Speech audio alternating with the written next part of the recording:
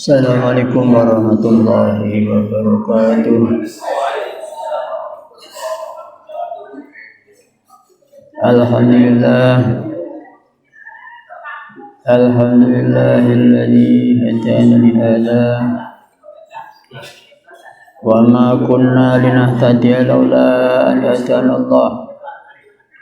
Assalatu wassalamu ala Rasulillah Sayyidina wa habibina wa syafi'ina wa maulana Muhammad wa alihi wa ashabihi wa man tabi'ahu wa wala. Bismillahirrahmanirrahim. Kanjeng Nabi adawu al-ulama'u warathul anbiya. Innal anbiya'a lam yuwarrithu dinaron wala dirhaman wa innama warrithul ilma.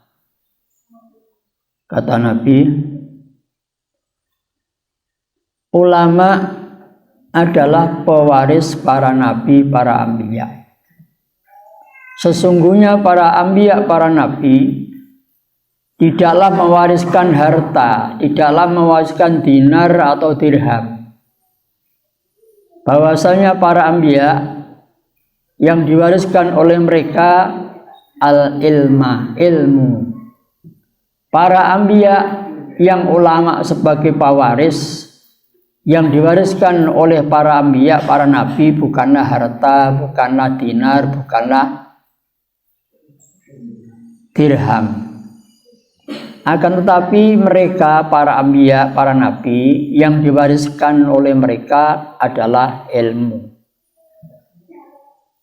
Kelanjutannya keterangan sabda Nabi, la hasada illa fisnataini. Tidak ada sifat iri, ingin memiliki, kecuali pada dua orang. Tidak ada rasa iri ingin memiliki kecuali ada pada dua orang. Siapa yang mesti harus kita iri, yang harus kita ingini?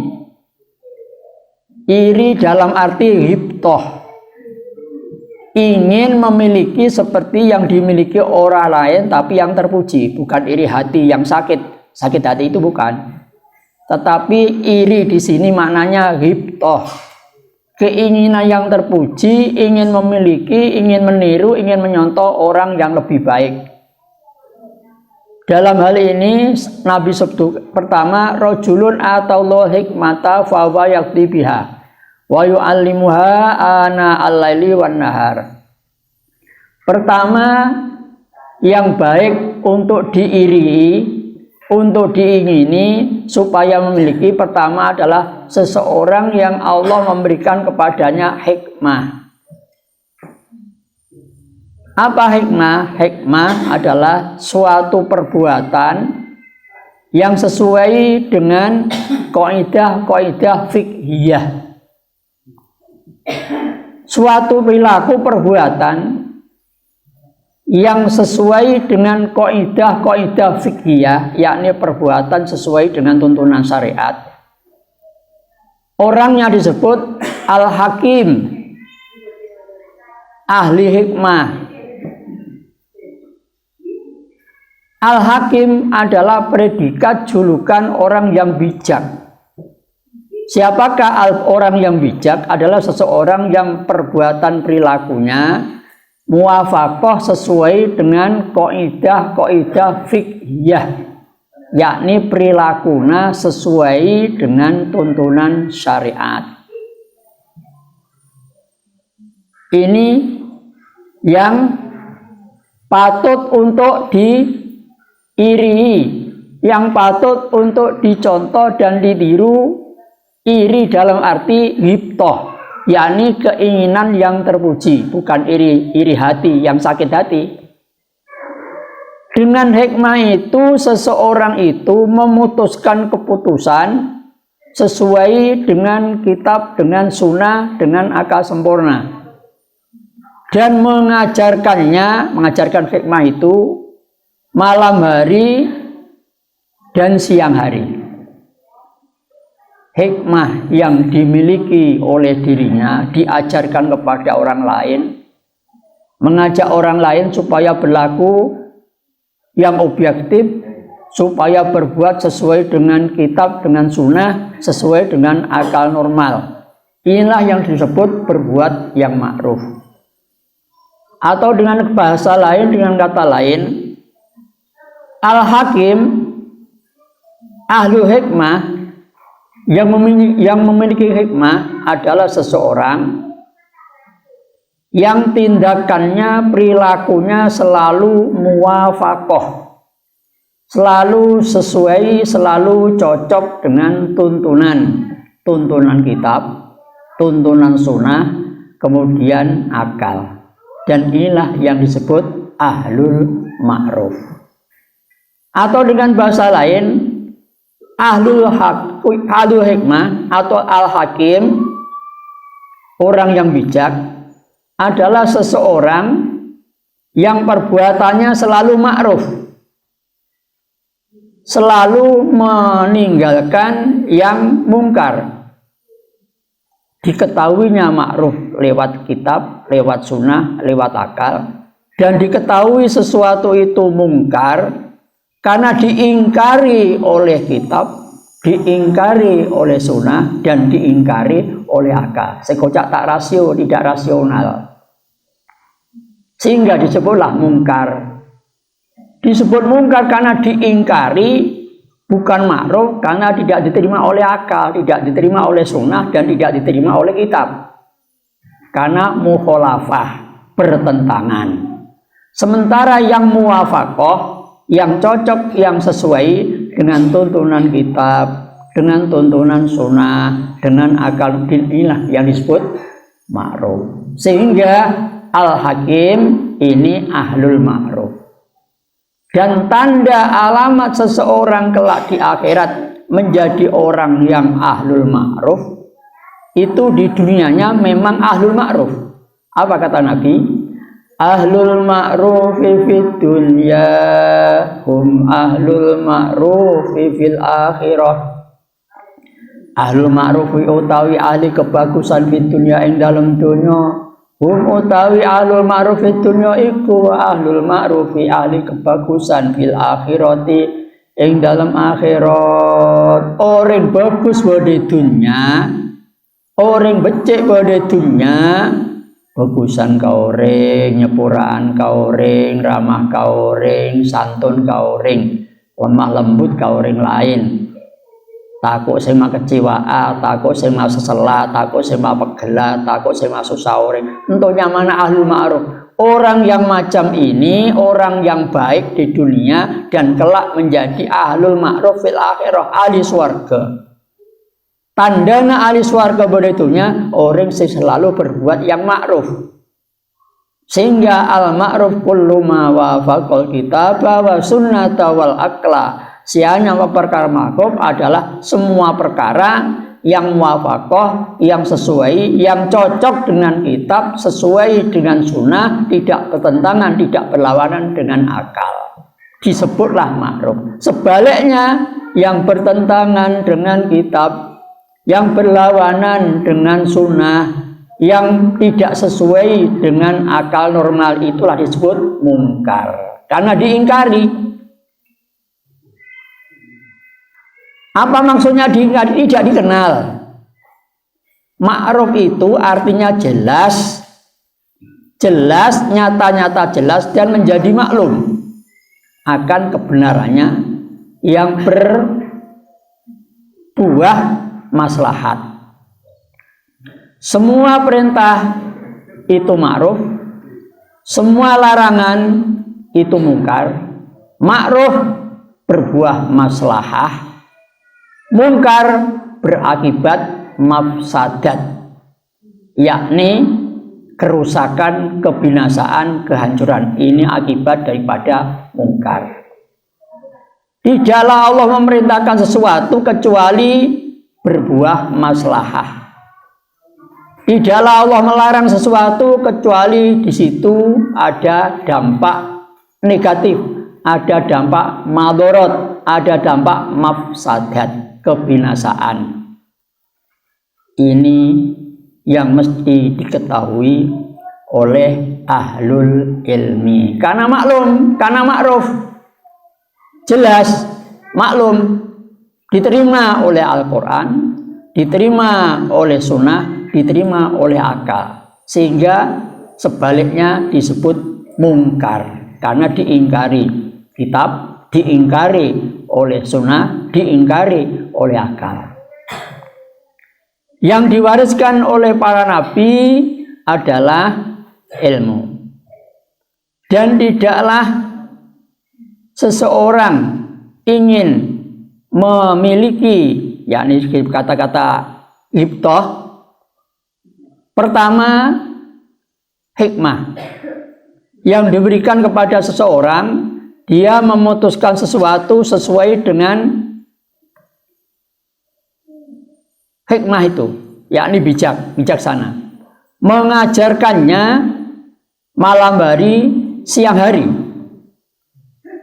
Dan orang yang mengajar, yang menyampaikan kebaikan, ini berlaku sabda Nabi, innallaha wa malaikatahu yusalluna 'alal mualliminal khairan nasa.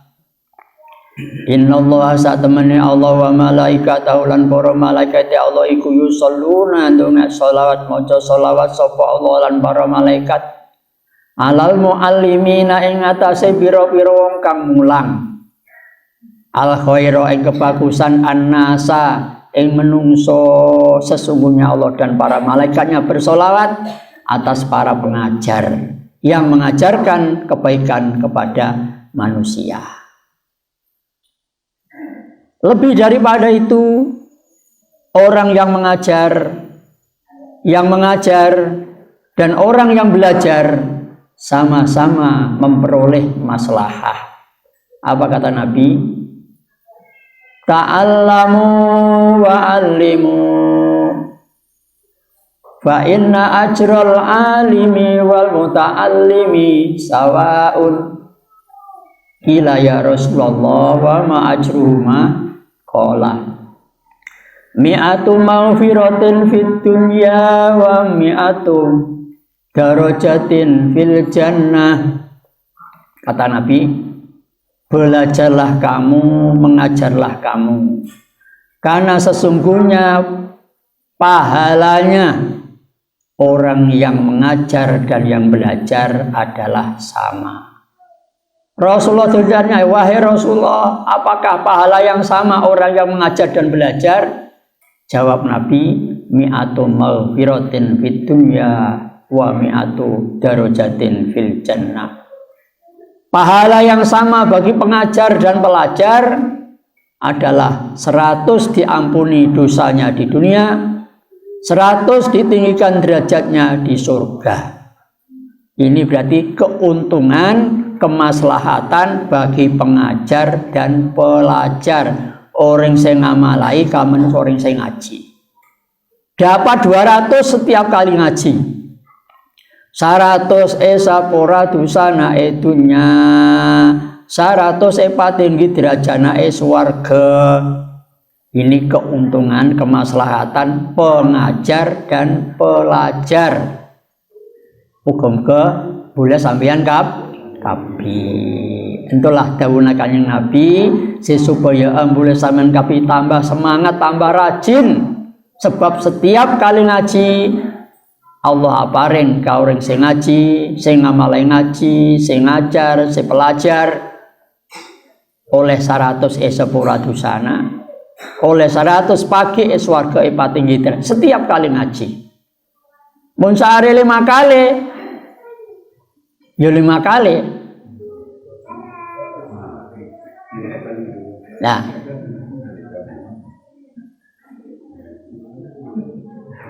ini yang pertama. Yang perlu diiri. Yang kedua. Wa rajulun atahu Allahu malan fa wa yunfiqu minhu ana al-laili wa ana an-nahar. Yang kedua, yang patut untuk diiri, ingin memiliki ingin meniru, ingin menyontoh. Yang kedua, seseorang yang Allah memberikan harta, memberikan kelonggaran, kejembaran rezeki. Dan dengan kejembaran kelapangan rezekinya itu, dia tasarufkan, dia gunakan, dia infakkan, dia sedekahkan, entah malam hari, entah siang hari. Artinya lorbaan. Dia sadar bahwa harta itu amanah. Dia sadar bahwa harta itu titipan. Wa mal malu wal aluna illa wata'i'u wala budda yawman an turaddal wata'i'u tawilun lahu dunal buhuri fadailu fu'ulun mafailu wa mal malu wal ahluna illa wadahu. Tidaklah ada harta ataupun anak kecuali harta dan anak ini wadai, barang-barang titipan, amanah.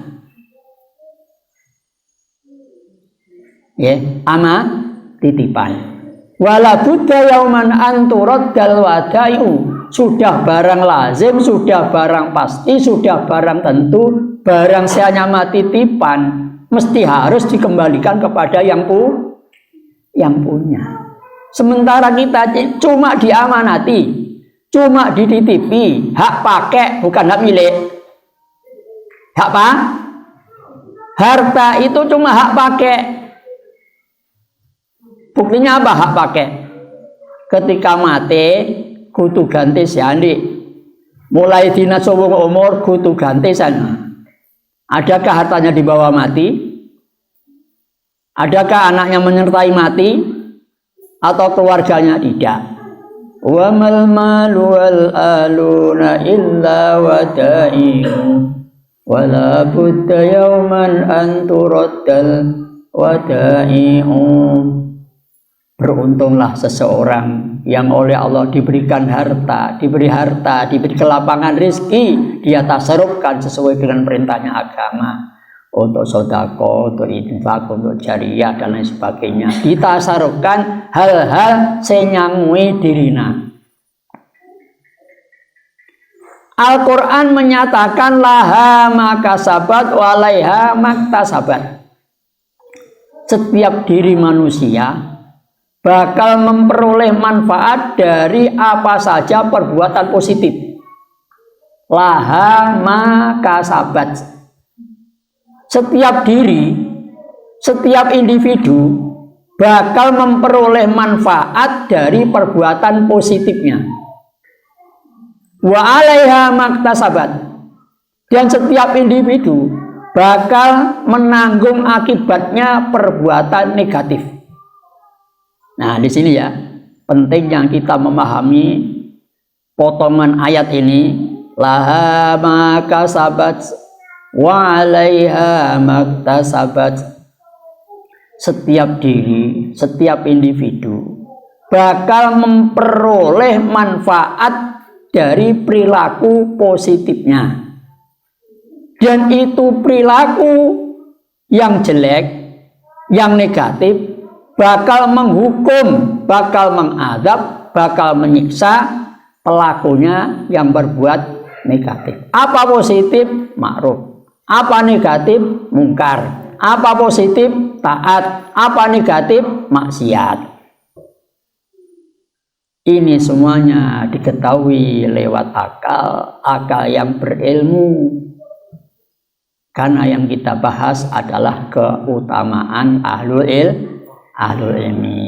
Yang kemarin dituturkan al ilmu awwaluhu rohbatun wa akhiruhu rohbatun. Ilmu itu pada awal mulanya adalah rohbah, dengan rasa gemar, dengan rasa senang. Al ilmu awaluhu rohbatun. Buahnya mesti harus rohbatun, sifat takut, rasa khauf, rasa bakhofah, rasa khosyah, rasa haibah. Dan juga kemarin dituturkan al khaufu sirajul qalbi. Al khaufu utawi rasa wedi marang Allah iku sirajul qalbi, lampune ati. Takok ka pangeran damarna ate, pelita hati, lentera hati. Berarti orang saya takok ka pangeran atena padang. Bihil yubsirul khaira wasyarra. Dengan lampu itu hati dapat melihat mana yang baik, mana yang buruk. Ketika melihat mana yang baik, lantas kebaikan itu dikerjakan. Ketika melihat yang buruk, yang negatif ditinggalkan. Oleh karena apa? Sifat khauf telah bersemayam pada hati seseorang. Ya. Ketika sifat khauf telah bersemayam pada benak seseorang, maka yang namanya lampu itu menyertai. Kemudian sifat khauf ini adalah menjadikan hati menjadi makmur untuk selalu ingat. Hati yang disemayami sifat khauf ini akan senantiasa makmur dengan selalu ingat, selalu eling. Sebab apa? Eling ini adalah yang dapat menghalau tipu daya setan. Dituturkan al-qalbul ghafilu ba'wa syaiton. Al-qalbu utawi ati al-ghafilu kang lali iku ma'wa syaitoni, nggon pangungsene setan. Hati yang lalai tempat bersemayamnya setan. Dan rusaknya hati oleh karena tidak ada rasa khauf. Rusaknya hati oleh karena tidak ada khaufnya, karena hatinya gelap. Ketika dalam keadaan gelap, maka setan mudah masuk. Dan disitulah markasnya setan ketika hati gelap, ketika tidak ada lampunya, yakni tidak ada rasa khauf. Hati menjadi rusak kalau tidak ada sifat khauf bersemayam. Artinya apa? Sifat khauf ini mengusir setan, karena dengan khauf selalu ingat, selalu eling. Al-qalbul ghafilu ma'wa syaiton. Hati yang lalai tempat bersemayamnya setan. Hati yang eling, yang selalu ingat, itu oleh karena bodoh damarna, yakni khauf, yakni takut kepada pangeran. Ini buahnya ilmu. Ala qadril ilmil mar'i ya'dumu khaufuhu, fala alimun minallahi illa khaifu. Ala qadri ilmil mar'i ya'dumu khaufuhu, fala alimun illa minallahi khaifu. Seukur ilmu seseorang, sekadar ilmu seseorang, itulah kadarnya takut kepada Allah. Ala qadri ilmi ya'dumu khaufuhu. Ilmu yang manfaat. Seukur manakah ilmunya manfaat? Ya seukur itu takutnya kepada Allah. Fala alimun illa minallahi khaifu. Tidaklah ada orang alim kecuali pastilah orang yang takut kepada Allah. Orang alim. Alimnya apa? Alim yang manfaat. Yakni ketika menuntut ilmu sangunya halal. Doa restu kedua orang tua. Ridhonya guru, niatnya benar. Jadi ilmu yang mengantarkan bisa khauf ini, pertama sanguna halal, kedua doa restu kedua orang tua, yang ketiga ridhonya guru, yang keempat niatnya sofaul qalbi. Mun orang banyak ilmuna, kitabna setinggi gudang, setumpuk gudang. Kalau perilakunya tak sesuai kalawan tuntunan, ininya mana ahlul mungkar. Karena bertolak belakang dari ilmunya, sehingga jauh daripada takut. Inilah yang disebut orang pintar, tapi jauh daripada benar. Pintar tapi tidak benar. Ini oleh akibat ketika mencari ilmu, menuntut ilmu, ketika belajar, 4 ini diabaikan. Mungkin ya, mencari ilmu tidak mendapat doa restu kedua orang tuanya. Mungkin tidak dapat ridhonya guru. Mungkin sangunya tidak halal. Mungkin niatnya tidak benar. 4 ini penopang ilmu manfaat. Pertama, sangunya halal. Sehingga dituturkan la tajidul khaufa hatta takulal halalah. La tajidu ora bakal nemu sapa sira al khaufa ing sifat wedi barang Allah. Hatta takula sehingga mangan sapa sira al halala ing barang kang halal. Kamu tidak akan dapat lampu, kamu tidak akan dapat sifat khauf itu bersemayam di dalam hati sehingga kalian memakan barang halal. La tajidul khaufa hatta takulal halal. Artinya apa? Orang yang bisa khauf entu saya padang barang halal. Itu sudah otomatis. Katakan lagi bisa. Orang saya bisa takut, benar-benar takut karena saya benar takut untuk ilmu na manfaat. Dari mana modalnya, dari mana energinya, dari mana motor penggeraknya? Dari barang yang halal. Berarti yang halal itu akan mengantarkan ilmu nyaman. Karena awal-awal khillu zati, sangunya kudu halal. Kalau zaman akhir seperti sekarang, yang kebanyakan, yang lumrah, yang kaprah, yang digelar, yang dikejar adalah pintar dan gelar, maka kita tidak perlu heran. Apa yang nampak? Banyak orang pintar, banyak orang bergelar, tapi nyingkir, menjauh dari yang benar. Orang yang dulu itu pepatah populer, membela tak gentar, maju tak gentar, membela yang benar. Zaman sekarang yang pas, maju tak gentar, bela yang bayar. Bener tuh kira-kira. Loh tak mungkin boleh, tak ingkar boleh. Maju tak gentar, saya bela, saya majer. Kalau ada kasus dibawa ke pihak yang berwenang, yang berwajib, kira-kira perkara itu saya menang, saya tebel sakna, saya banyak pisena. Karena apa? Memang menggejolak, muncul hukum dapat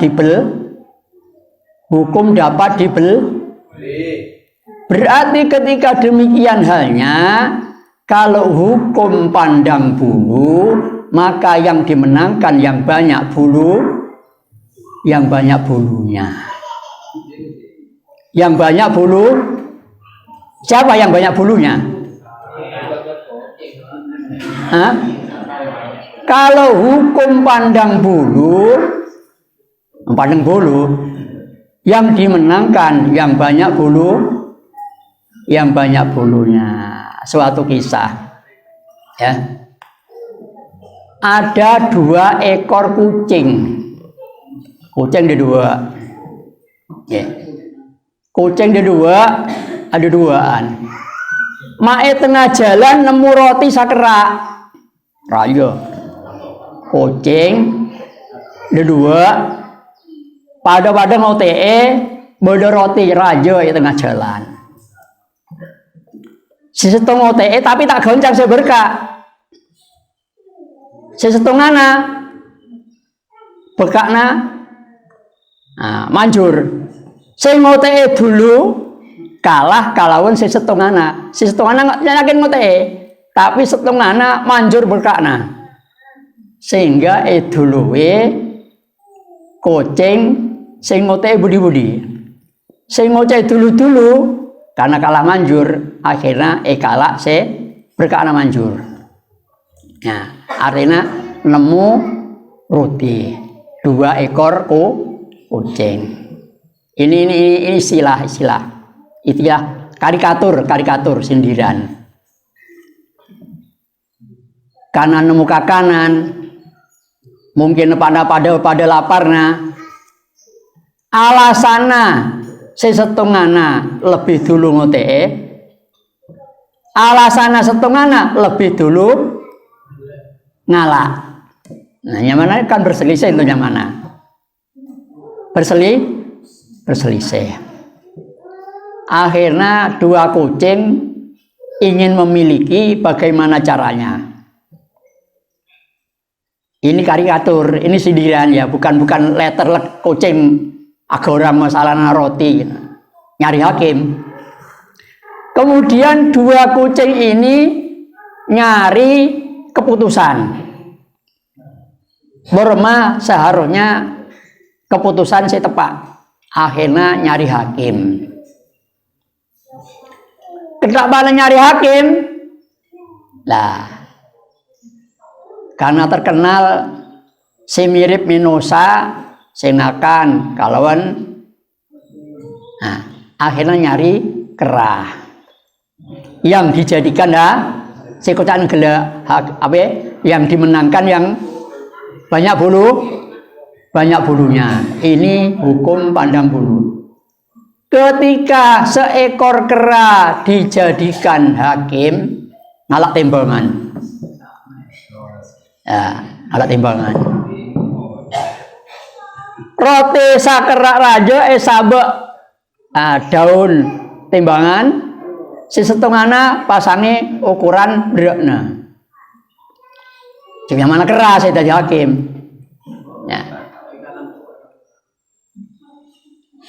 Epa bila salah aja sesuatu jumpal.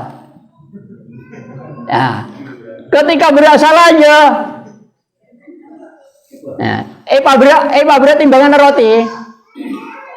Timbangan roti Epa berat. Maka bawah ukuran timbangan Epa tinggi. Nah, yang mana kera rakus, nah, kera rakus. Sesupaya pada ompak, rotinya ompak. Sesupaya pada ompak pagonya. Nah, akhirnya timbangan ukuran jumpal boleh saya ukuran timbangannya. Ya, memang disengaja supaya tak pada jumpa saya balik boleh. Oh, tak balik tak bisa aja manja. Nah, akhirnya kali boleh. Jumpa salah aja. Nah, oleh karena yang mana kera rakus, ketika perang-perang kali tak elok sama tak elok pagun, ketika jumpal ompak kakerah. Ketika anu boleh pak bener boleh timbangannya. Ketika jumpal boleh rotina boleh bawa boleh ompak boleh. Budi sampai roti nabi. Kucing dia dua nyasakin karena kari teru kari ngabes. Kari teru kari karena sepada di hakim sekutan gila hukum pandang bulu. Ya kenyang hakimnya. Kenyang hakimnya. Saya berperkara kari teru kari ngote kari atokar.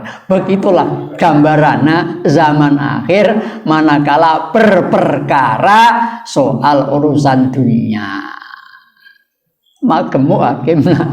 Karena perkara itu ya, karena rebut menang, otomatis terus menang ya, daripada kalah harga diri, kalah PC, kalah uang. Nah, begitu biasanya karena gengsi, akhirnya ya habis-habisan. Yang dimaksud habis-habisan sebenarnya gelak kucing keduanya kali terus kali lapar. Si kenyang hakimna, si kenyang bukalna. Ini gambaran pelajaran termasuk di zaman akhir seperti sekarang. Maka ilmu yang bermanfaat, ilmu yang manfaat itu adalah buah daripada sangunya halal, doa restu kedua orang tua, ridhonya guru, niatnya benar. Dan seukur ilmu itulah ilmu yang manfaat. Dan seukur ilmu yang manfaat itulah takutnya kepada Allah.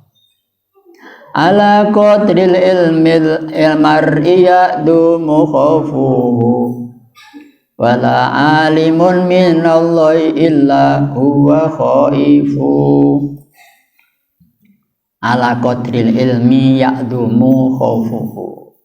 Ala qadril ilmi ing atase kira-kirane agunge ilmune wong siji ya'dumu agung apa khaufu rasa wedine. Wala alimun lan ora ana utawi wong kang alim minallahi saking Allah illa huwa khaifu kejaba wong alim iku wong kang wedi marang Allah. Dan tidaklah alim seseorang berarti alimnya ilmunya manfaat. Berarti benar 3 kali. Benar. Maju tak gentar, membela yang benar. Kalau maju tak gentar bela yang bayar, yaitu tadi hukum pandang bulu. Untuk melengkapi keterangan mengenai keutamaan alul ilmi, coba dilihat itu tulisan di atas itu ya. Di atas itu ada tulisan. Itu ada tulisan di sebelah utara di atas tembok. Itu pesannya Imam Ghazali. Apa pesannya Imam Ghazali tentang ilmu?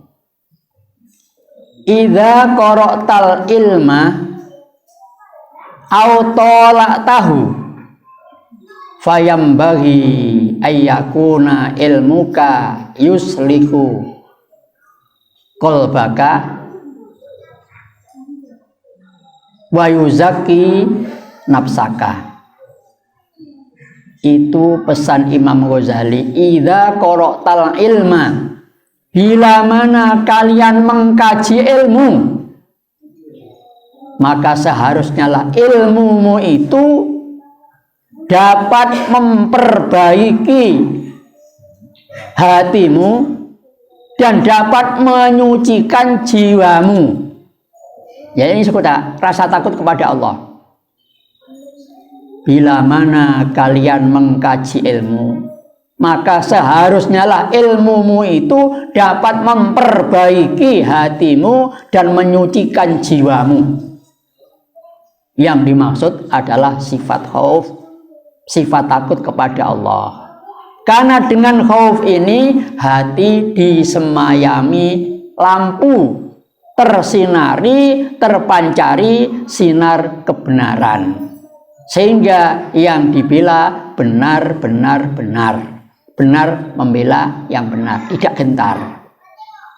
Karena benar.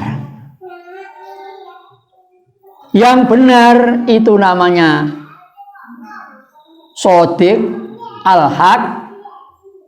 Dan yang benar inilah yang sempurna. Al-kamal qaulul haqqi wal amal bisidqi. Al-kamalu utawi kesempurnaan niku qaulul haqqi, ucapan kang hak kang bener, wal amalan ngamal bisidqi, kelawan temen kelawan sidik. Suatu kesempurnaan adalah ucapan yang benar dan beramal juga dengan yang benar.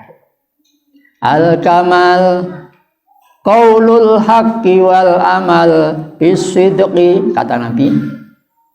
Al-kamal utawi kesempurnaan iku qaulul haqqi, ucapan kang hak kang bener, wal amalan amal bisidqi, kelawan temen kelawan teman, beramal dengan benar, ucapannya benar, perbuatannya benar, yang terakhir niatnya benar.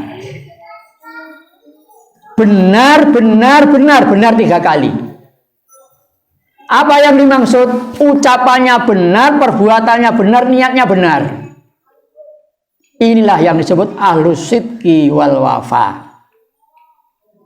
Ahlus sidqi, ahli sidik, ahli temen, wal wafalan ahli nuhoni, tidak pernah ingkar janji. Memang sidik.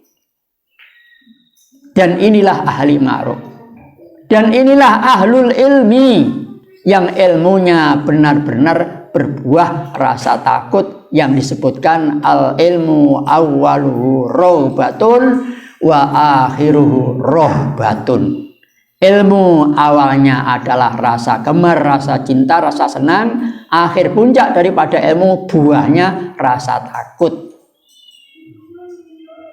Berarti takut itu buahnya ilmu. Dan tidaklah disebut orang alim kecuali mesti orang yang takut. Kalaulah berilmu, kitabnya setinggi gudang sentuh, tidak takut, itu bukan orang alim. Kriterianya masih masuk orang bodoh. Biarpun pintar, kalau tidak mengamalkan ilmunya, itu masih masuk golongan jenis bodoh. Min alamati jahlil qalbi mutaba'atu sururin layadum. Di antara tanda-tanda kedunguan, di antara tanda-tanda seseorang itu bodoh. Apa tandanya bodoh? Mutaba'atu sururin layadumu. Di antara tanda kedunguan, di antara tanda bodoh adalah seseorang memperturutkan kesenangan yang tidak abadi. Berarti mau orang seneng dunia, orang seneng, itu orang dungu. Sebab tidak ada yang abadi. Wa aj'aba nafsahu fima sayafni wa jamma min halalin aw harami.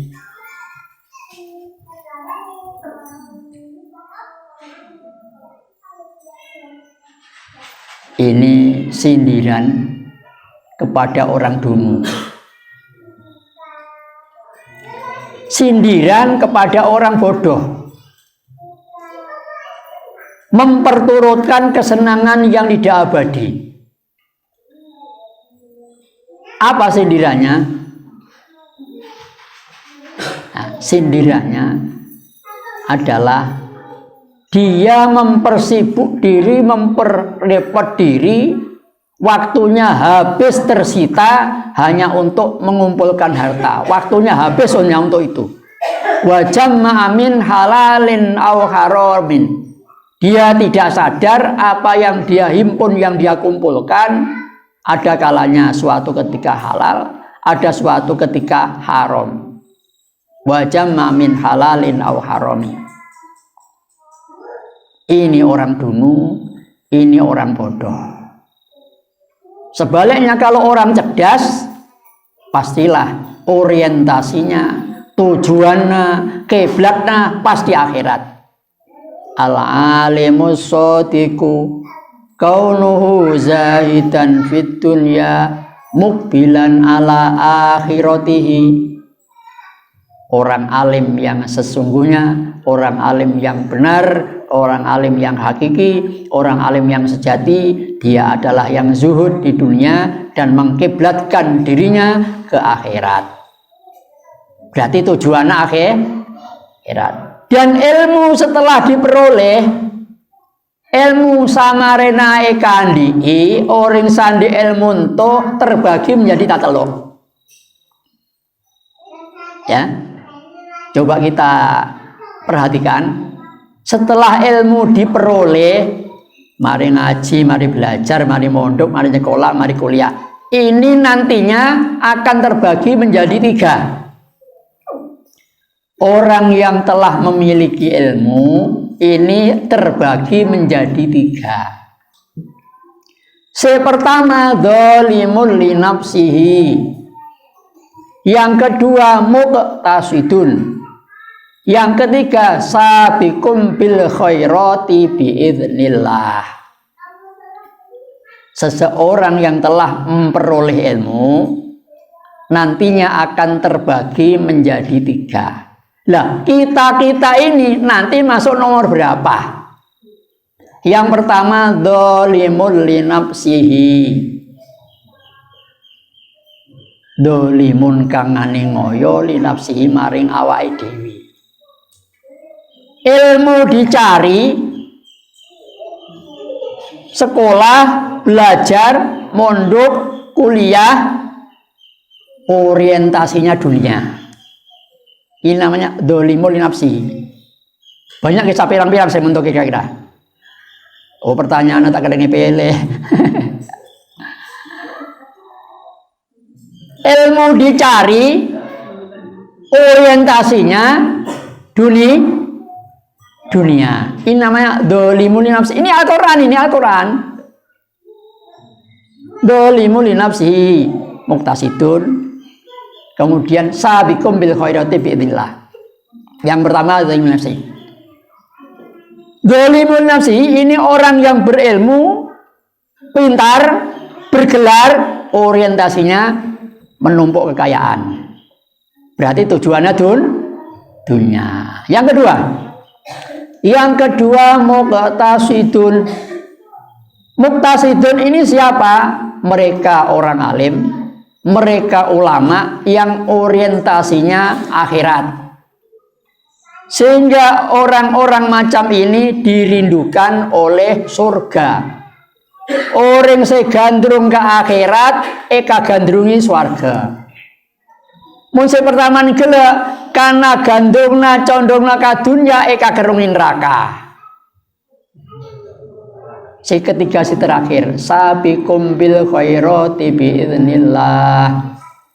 Yang ketiga, orang alim, orang berilmu, mereka ulama, sabiqum bil khairati, selalu musabaqah, selalu berpacu, selalu berlomba dalam kebajikan biidznillah.